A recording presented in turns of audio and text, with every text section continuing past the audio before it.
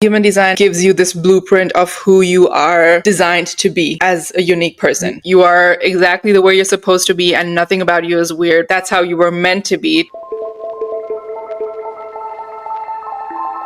Hi everyone, and welcome to today's special video. I'm so happy to be joined today by Joanna. Joanna is going to share with us all about human design. Maybe you have heard about it, maybe you haven't. I'm really excited. So we're going to start with some FAQs, frequently asked questions, and then we're going to go into a sort of human design reading of myself. So I think without further ado, maybe Joanna, if you want to introduce yourself, you can go ahead and then we can just get right into this. So I'm Joanna. I am a coach with focus on women of color and Black women who live in white spaces dealing with ADHD, and I support them in creating systems and structures that help their well-being. Human design has been a tool of my work since I think May, but I have known this for a few years now. It supported me in finding more clarity in my life, in my career, in my work.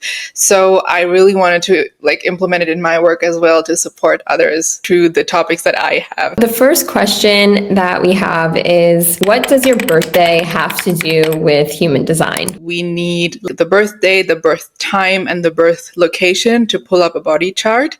That's what the human design chart is called. These details basically determine the positions of the planets at the time you were born and 88 days prior, which in spiritual realms we say when the soul enters the body. And these positions also form your unique energy blueprint that also interacting with tiny particles called neutrinos. You can imagine it being like little messengers from the universe carrying the information about your personality and how to function in your life with ease, basically.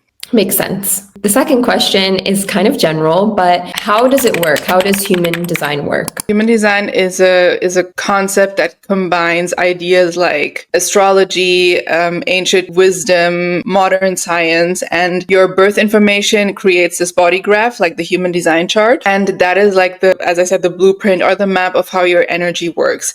And based on these details, this map also supports you to understand how you can make decisions best, how you can interact with your energy when you're interacting with the world or your work. And it kind of shows you how you can process your energy, guiding you to align with who you were meant to be without resisting it. Does that make sense? Yeah. So for someone who's maybe feeling a little bit lost or is in a transition period of their life, it kind of sounds like human design readings are a really good idea for them. Totally. That's how I found human design. Total rock bottom moment that I had when I discovered human design, because I had quit my job. I was running my own VA business, but then I think the last client left me. I had no money. I had nothing left. There was nothing in my life to hang on to. And that's when I really by coincidence in this case came across human design, and my coach actually did my human design reading back then. And that's when I first of all understood, it felt like I could put together the puzzle pieces of my life. Before that, I would always question why am I like this? Why are things going on like this? Why am I not able to stay in a job for a longer time, and all of these kind of things? And once I understood that, I started experimenting with what I knew from human design to see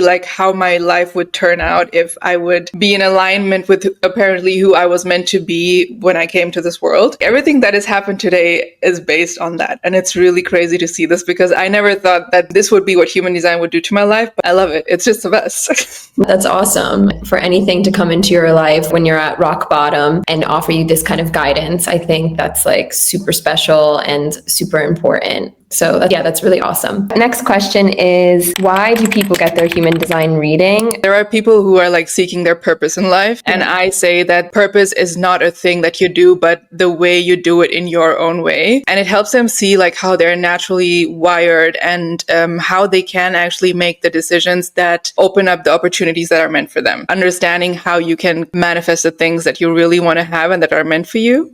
So from the spiritual perspective, that would be what I would say. And the next question question is, how does it benefit them? How does it benefit people who get their human design readings done? Well, in the first place, I think it's supposed to be a tool for empowerment and self-awareness, because there are many people out there who also say, like, human design is a cult and it kind of like tells you what you're supposed to be and all of that. It's none of that. A human design gives you an idea of how you can interact with life if you don't know how to do it, because like the world has been telling you 1,000 different things. Human design can give you like more stable guidance on what aligns with you. In every human design reading, everybody resonated with what I told them about their energy type, because they felt like they were weird or they didn't fit in or whatever. But when I told them about like, this is how you're meant to be because you bring this value to the world by being like this, they kind of felt empowered in being themselves and understanding that it is totally fine and it's totally meant to be the way they are. In human design, you can also see like what your signs are if you're not really living the best life. It can be frustration for some of us, it can be anger for others, and it shows an indication on like when you're not in alignment with yourself. Yeah, I think it's really important to emphasize that whenever we as humans go for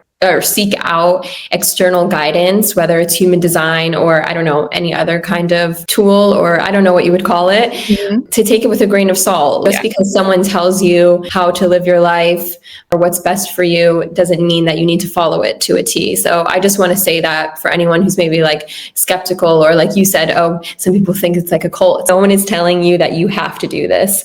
And I don't feel that way at all going into this. In general, I always say, whether it's with this or I do card reading sometimes, I always say like, take what resonates and leave the rest. It does not matter. Yeah. What makes it different from a horoscope reading? I get this question a lot, but the biggest difference is that human design is more personalized and comprehensive, because like in astrology, first thing you have is your sun sign, your star sign, your zodiac, and it applies to many people. It will be the same thing for many people. Human design, on the other hand, focuses on elements of different kinds of systems. As I said in the beginning, the Kabbalah is included, the I Ching from Chinese wisdom is included, and the chakra system, for instance, to provide a more detailed overview of how your energy works. You can even say like physical energy. Horoscopes give broad predictions, kind of like they're very, as I said, they apply to many people, and human design gives you this blueprint of who you are designed to be as a unique person. Do you have to go to a person who specializes in reading human design, or can you also get it from an online resource? Obviously, you can get everything from online resources today, but if I'm honest, I tried to do that back then and I was lost. I was totally lost.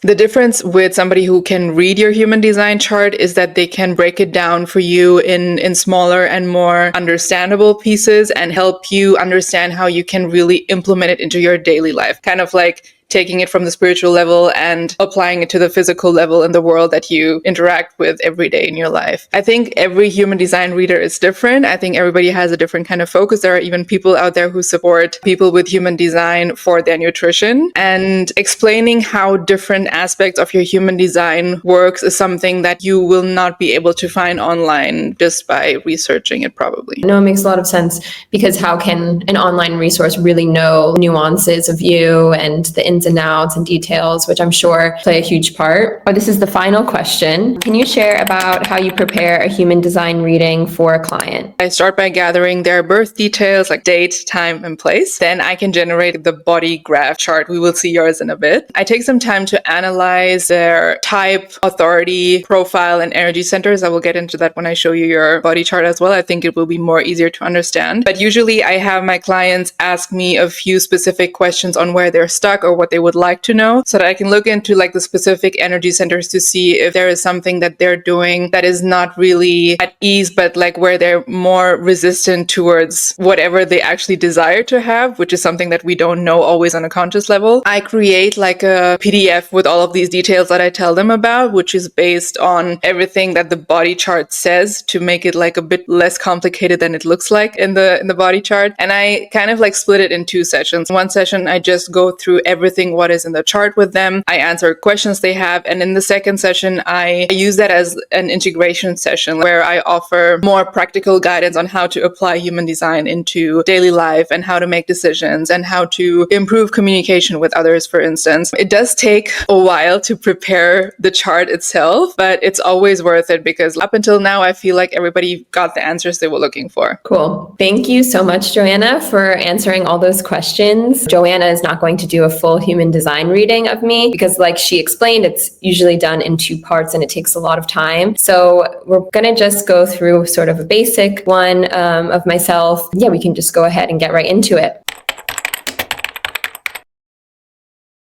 So this is your human design chart. There are 5 energy types. In general, these energy types have criteria that describe the energy type, but everybody uses it and interacts with it differently. Your energy type is called generator. Okay. We love generators. I mean, I love all of my clients. Any energy type they come with, obviously. What often generators have is that they have this energy center, which is the sacral energy center. It is defined, means it is colored. It is not white, for instance, this one on the right here. So this is the sacral. And when this is defined, you are you are a generator. If there are other energy centers combined, sometimes it changes the energy type. But in this case, we have your sacral defined and we have other centers defined like the root down here. And on the left, we have the spleen. And above the sacral is the G center. I'm going to explain in a bit which is what. But here we have the ego or the heart. On the right, we have the solar plexus, which is where emotions are processed. Then we have the throat here, the ajna or the third eye, and then we have the crown on the top. Every energy center has its purpose. The thing is, like what in general, and I think it's not really often understood in how it's meant, but if you have an energy center colored in these 2 or these 3, you have like your own set of energy going for these energy centers. They're not easily impacted by the outside world. The best example that I always use for my clients is if you see like this emotional center here on the right being white, it means that we're super empaths, first of all, and we also have like the ability to amplify what others are feeling. Okay. Does it resonate with you? Yeah, but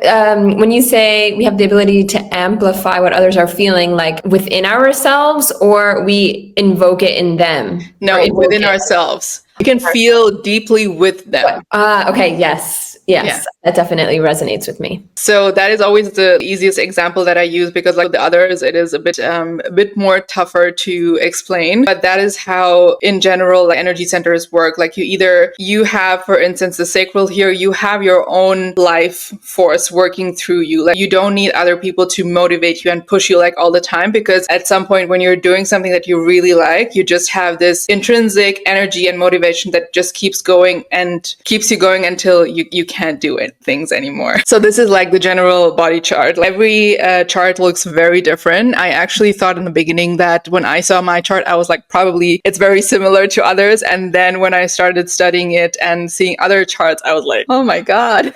And actually that was also it's crazy because I think it's nice to see other charts as well, because that's when you understand how unique you really are.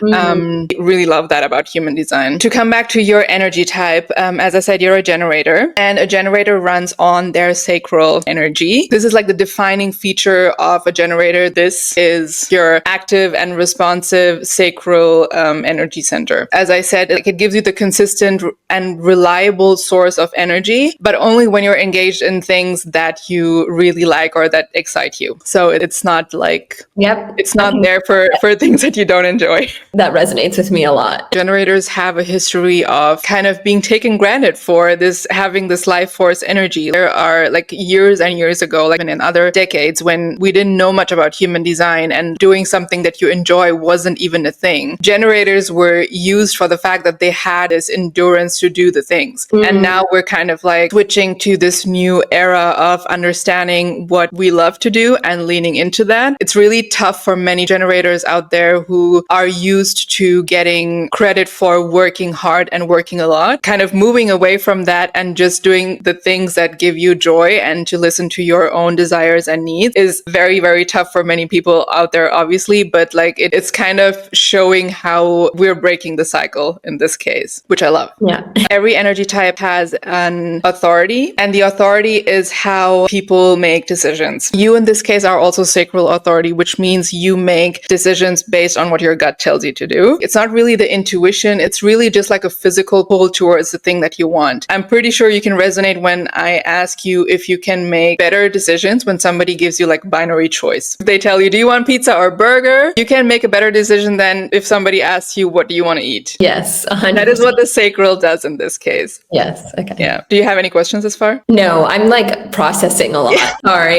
It's like a lot to take in. Every energy type also has a strategy, which means that is the strategy that you can use to attract the things that you want to have in your life. This is a bit more complicated to understand, but I think it is a very important aspect to understand in human design. Generators, for instance, like you and I have this same strategy as well, are response-based, meaning that you're designed to respond to life and not initiate. This means that instead of like pushing or forcing things to happen, you should wait for external cues, opportunities, or people or questions or, anything coming from the outside to prompt like this gut level response that we just spoke about. At the end of the day, it's just going to be a hell yes or a hell no for you. There is no in between for us with the sacral authority. This is something that is really tough for society to understand because like we have been conditioned to, if we want something, we have to go out there and get it. There is one energy type out of 5 that can actually do that. They have an idea or an urge that they're supposed to run and just do the thing. And this obviously is something that is based on trust in the universe or something that is outside of you and not just in your own abilities. But it does not mean that you should not do anything. It doesn't mean that you're not supposed to do any work. It just means that you're supposed to do, again, what gives you joy, to be in alignment with yourself so that these opportunities just come naturally so that you can say yes or no to them. The next criteria that I have is the sign, I would say, that shows whether you're in alignment or whether you're working with a lot of resistance within yourself. And that is, for generators, it is satisfaction. You will know that you are genuinely happy with life and everything is going amazing when you're feeling like this deep sense of satisfaction. On the other hand, when things are not going well, you will feel like a very strong feeling of frustration, feeling like, I don't want to do this anymore. This is all really annoying and it's all really frustrating. I think many of us just have this kind of signal that tells us things are just not going right. But especially here in this case, it's just that it's a signal for you to pause and to shift because things are not going well and you're working more with resistance than with ease. That is also something that drains the energy out of us at the end of the day. This is like a big thing I see in my relationships. When things go wrong or if there's any kind of like friction in the relationship, I always feel like I need to bring it up. Or if I don't bring it up and like talk about it and like get over that sort of hump. And if I don't, then I feel this like uneasiness. Yeah, totally. That is like the most basic information that I would give somebody if we would be talking about the energy type. And as I said, for you as a generator, when you're involved in something that you really love, that is when you thrive. Your sacral energy is designed to fuel you long term to do the things that you really, really love and that you really want to master and that you're dedicated to do. And generators play a very important role in our society as well. You are here to build and to create and kind of like also sustain through the joyful work that you do in contributing to meaningful things to the world. And that is how people get inspired by you. Whenever you like lean into this life force energy that you have doing something that you love, that is when people actually feel uplifted by you just being you. Like you don't have to do much about it. They just feel like inspired and might feel the urge to kind of lean into the same things that you might want to do, but in their way. Does that make sense?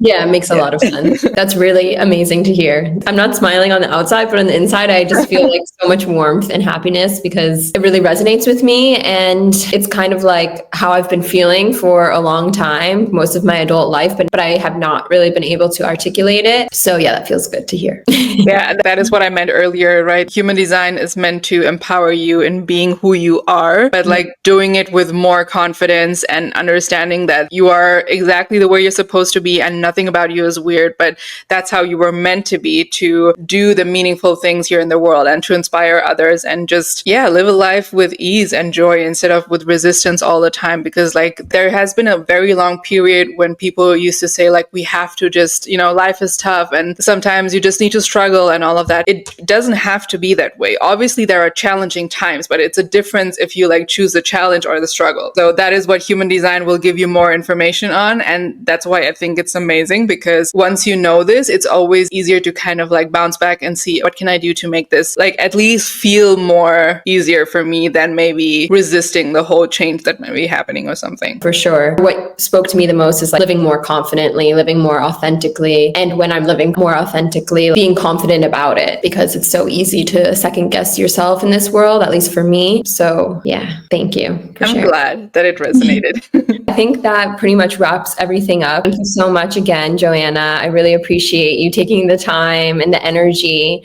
to put my chart together and look into everything. For those of you who want to find out more about human design readings, you can follow Joanna on her Instagram. And if you have any questions about today's video, just leave them in the comments below and I'll forward them to Joanna and make sure that they get answered accurately. That's it for now. Thank you for watching. Thank you for listening. And I hope you all have a beautiful day. And thank you, Joanna. Bye. You're welcome.